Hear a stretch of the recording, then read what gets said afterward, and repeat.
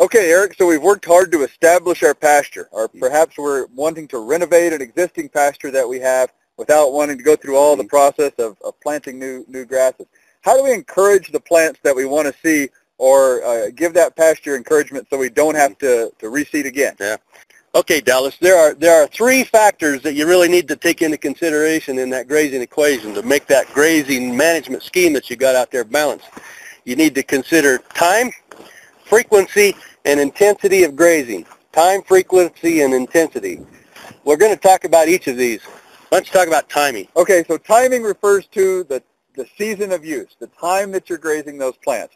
There's a really critical time that you want to be especially careful to avoid repeated grazing of those plants, and that would be during the spring on cool season grasses. It's really the rapid growth window of all plants. So if your plant is growing quickly in that rapid growth window, then that's a time that it's susceptible to grazing. In this part of the country, these cool season plants are going through that rapid growth phase from green up till seed set. So usually that happens maybe as early as late March, and usually concludes anywhere from about the 1st of June to the 1st of July, depending upon where you are. Okay, the second thing that I want to talk about is frequency.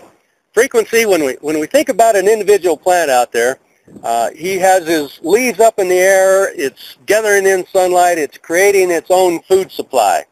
Okay? When we graze that plant, we remove some of that foliage up there, it's cut into its ability to feed itself. And, you know, if we don't feed ourselves, we soon grow weak. And plants will do the same thing. So we want to be very careful about how many times we come back and keep taking that guy's food supply away from him. That's frequency of grazing. So we need to, and it's tied together with the amount of grazing residue material that's up there and the intensity that you're going to talk about. So in a rangeland situation, frequency or non-irrigated situation, we might want to shoot for one graze of each individual plant over a whole growing season. Okay? In an irrigated situation, maybe we can get multiple grazes off of that plant. But in a dryland situation, an arid environment, one graze is probably all we should really shoot for during the growing season on frequency. That's right. And that ties in easily with intensity. So intensity is how hard are you grazing those plants? How much are you taking of this year's growth? So in intensity, the idea is to take half and leave half of those plants, especially in a dryland, rangeland situation. On irrigated stands, we can take a little bit more sometimes, but we're allowing those plants a lot of opportunity to recover. But the point is, we don't want to take all of this year's growth in any situation, or we're going to set those plants back.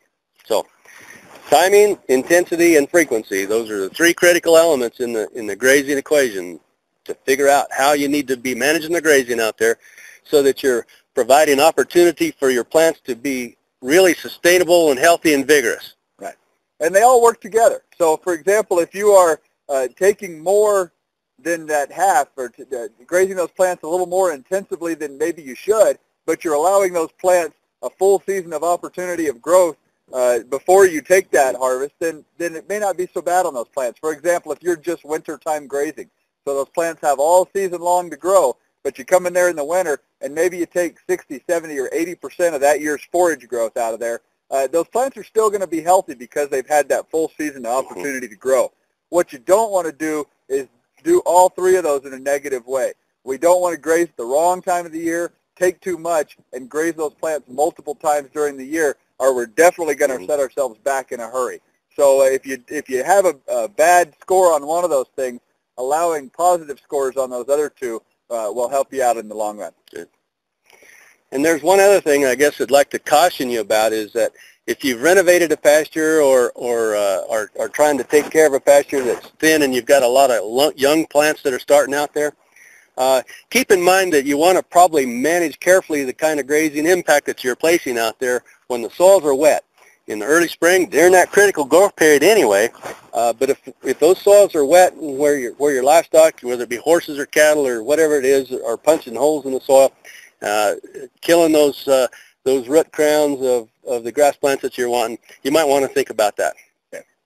All right, so you've worked hard to either establish your pasture or you're trying to encourage another pasture. Using these tools and these three principles, you'll be able to encourage the plants you want and keep that pasture healthy and sustainable so you won't have to spend the money to reclaim or reestablish grasses in the future.